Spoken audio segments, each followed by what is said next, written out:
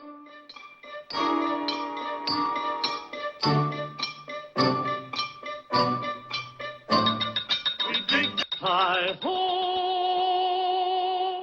Hi-ho! All right, boys, prepare to be dazzled. Prepare to be dazzled. Dazzled. Dazzled. Dazzled.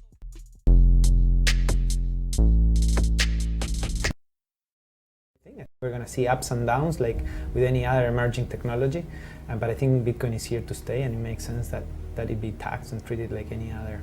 So let's make a bold call here. In 10 years, what do you think Bitcoin will be worth? One Bitcoin? Between $500,000 and $1 million.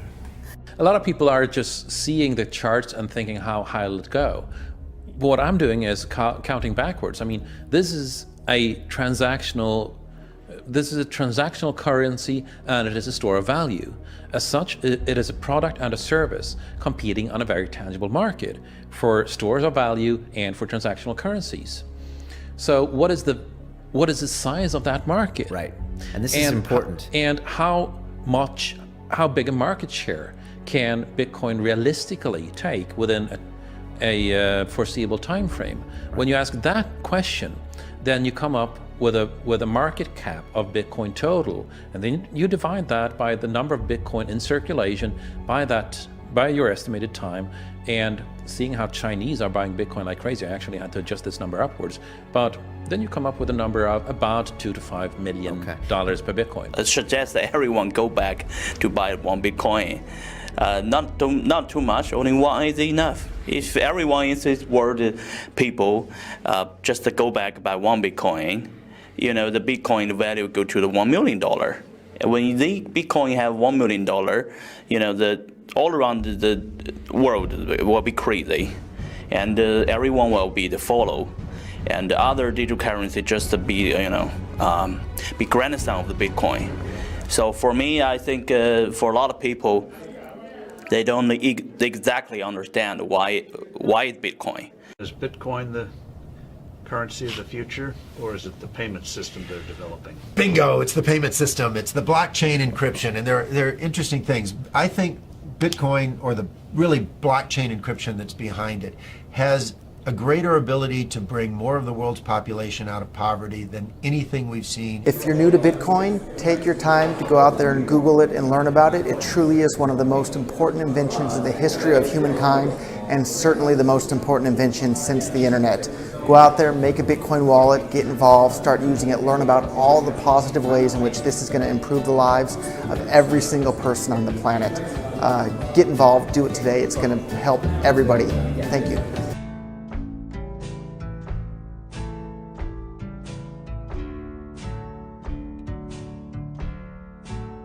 When they ran into some trouble and the stone actually fell in. Now, the sailors got back to the main island and they told everyone what had happened. And everyone decided that actually, yes, the sailors had the stone, and why not? It still counted, even though it was at the bottom of the ocean. It was still part of the Yap economy. Now, you might think that this was just a small culture 100 years ago, but things like this happen in the Western world as well, and the Yap actually still use a form of these stones. In 1932, the Bank of France asked the United States to convert their holdings from dollars into gold. But it was too inconvenient to actually think about shipping all of that gold over to Europe. So instead, someone went to where that gold is being stored, and they just labeled it as belonging to France now. And everyone agreed that France owned the gold. It's just like those rhinestones. The point I want to make with these two examples is that there's nothing inherently valuable about a dollar or a stone or a coin. The only reason that these things have any value is because we've all decided that they should. And because we've decided that, they do. Money is about the exchanges and the transactions that we have with each other. Money isn't anything objective. It's about a collective story that we tell each other about value, a collective fiction. And that's a really powerful concept. In the past 2 decades, we've begun to use digital money. So I get paid via direct deposit, I pay my rent via bank transfer, I pay my taxes online, and every month a small amount of money is deducted from my paycheck and invested in mutual funds in my retirement account. All of these interactions are literally just changing ones and zeros on computers. There's not even anything physical like a stone or a coin. Digital money makes it so that I can pay someone around the world in seconds. Now, when this works, it's because there are large institutions underwriting every one or zero that changes on a computer. And when it doesn't, it's often the fault of those large institutions, or at least it's up to them to fix the problem. And a lot of times they don't. There's a lot of friction in the system. How long did it take the US credit card companies to implement chip and PIN? Half my credit cards still don't work in Europe. That's friction. Transferring money across borders and across currencies is really expensive. Friction. An entrepreneur in India can set up an online business in minutes, but it's hard for her to get loans and to get paid. Friction. Our access to digital money and our ability to freely transact is being held captive by these gatekeepers. And there's a lot of impediments in the system slowing things down. That's because digital money isn't really mine, it's entries in databases that belong to my bank, my credit card company, or my investment firm. And these companies have the right to say no. If I'm a PayPal merchant and PayPal wrongly flags me for fraud, that's it. My account gets frozen and I can't get paid. These institutions are standing in the way of innovation. How many of you use Facebook Photos, Google Photos, Instagram? My photos are everywhere. They are on my phone, they're on my laptop, they're on my old phone, they're in Dropbox, they're on all these different websites and services. And most of these services don't work together. They don't interoperate. And as a result, my photo library is a mess. Now, the same thing happens when institutions control the money supply. A lot of these services don't interoperate. And as a result, this blocks what we can do with payment. And it makes transaction costs go up.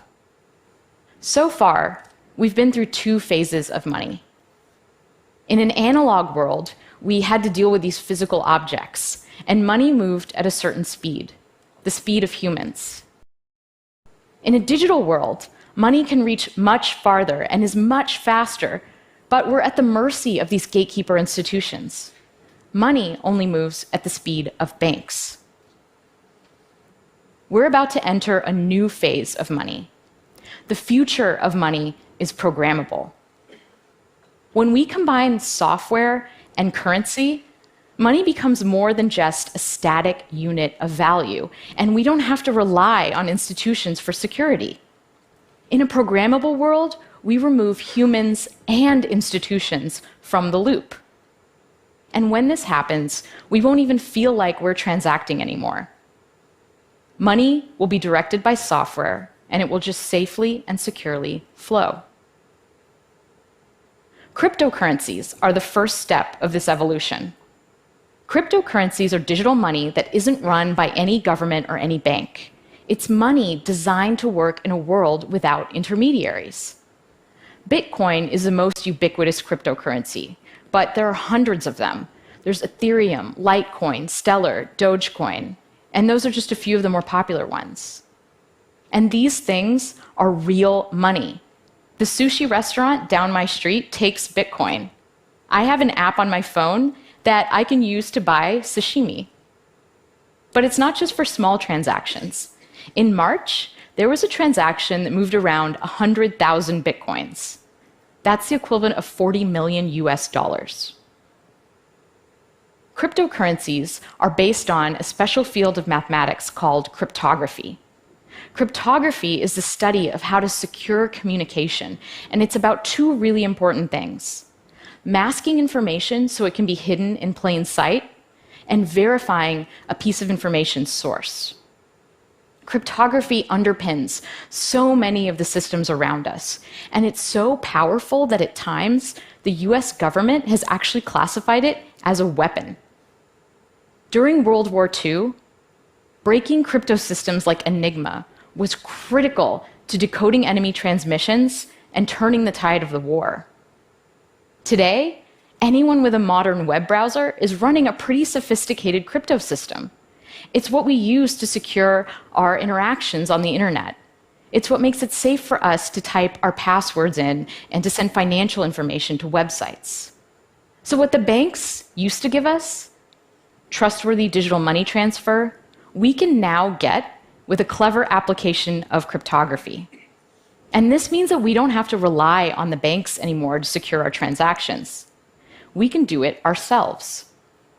Bitcoin is based on the very same idea that the YAP used, this collective global knowledge of transfers. In Bitcoin, I spend by transferring Bitcoin, and I get paid when someone transfers Bitcoin to me.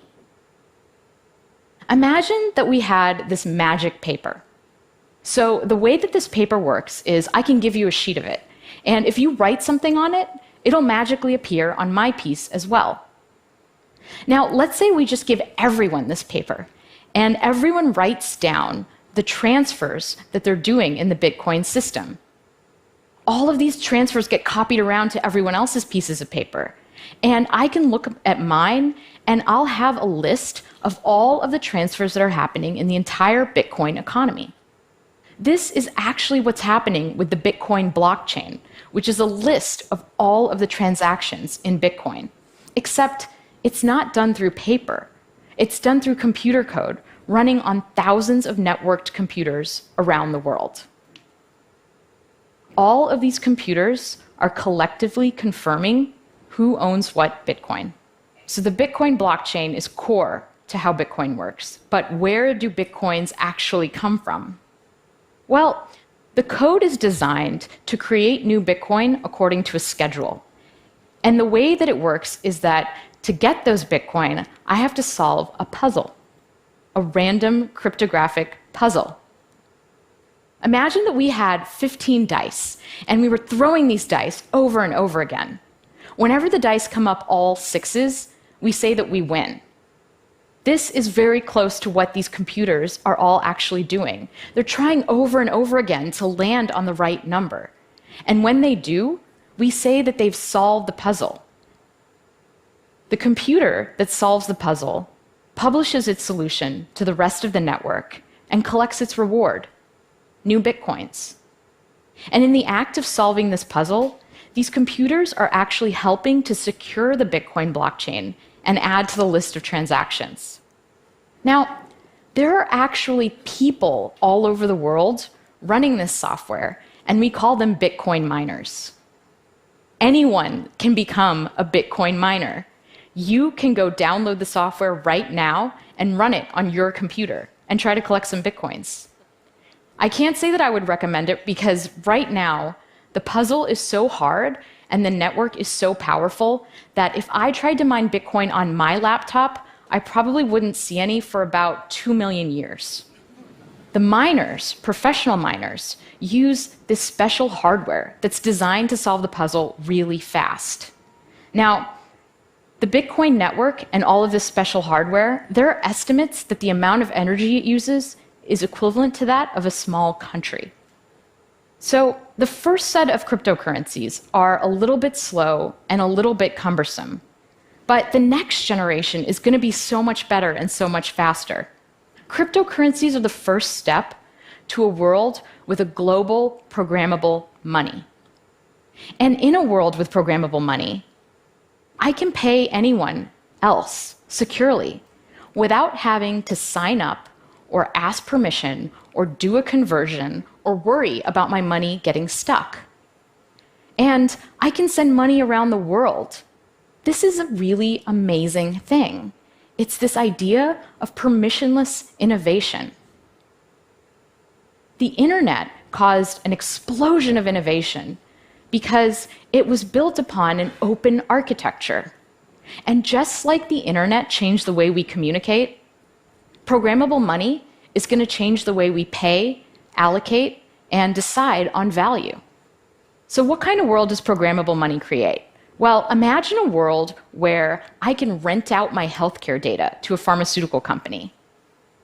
They can run large-scale data analysis and provide me with a cryptographic proof that shows that they're only using my data in a way that we agreed, and they can pay me for what they find out.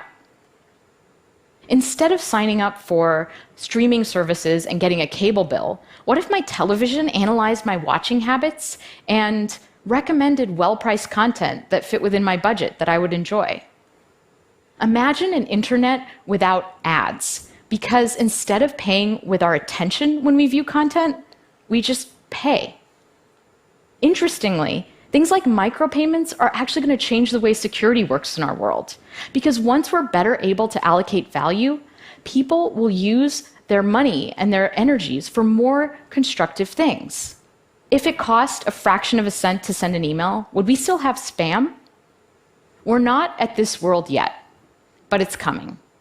Right now, it's like we're in a world that is seeing the first automobile. The first cryptocurrency, like the first car, is slow and hard to understand and hard to use. Digital money, like the horse and carriage, works pretty well, and the whole world economy is built on it. If you were the first person on your block to get a car with an internal combustion engine, your neighbors would probably think you were crazy. Why would you want this large, clunky machine that breaks down all the time, that lights on fire, and is still slower than a horse? But we all know how that story turns out. We're entering a new era of programmable money, and it's very exciting, but it's also a little bit scary. Cryptocurrencies can be used for legal transactions, just like cash is used for crime in the world today. When all of our transactions are online, what does that mean for surveillance? Who can see what we do?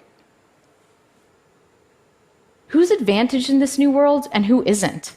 Will I have to start to pay for things that I didn't have to pay for before? Will we all become slaves to algorithms and utility functions? All new technology comes with trade-offs. The internet brought us a lot of ways to waste time, but it also greatly increased productivity. Mobile phones are annoying because they make me feel like I have to stay connected to work all the time, but they also help me stay connected to friends and family. The new sharing economy is going to eliminate some jobs, but it's also going to create new flexible forms of employment. With programmable money, we decouple the need for large, trusted institutions from the architecture of the network. And this pushes innovation in money out to the edges where it belongs. Programmable money democratizes money. And because of this, things are going to change and unfold in ways that we can't even predict. Thank you.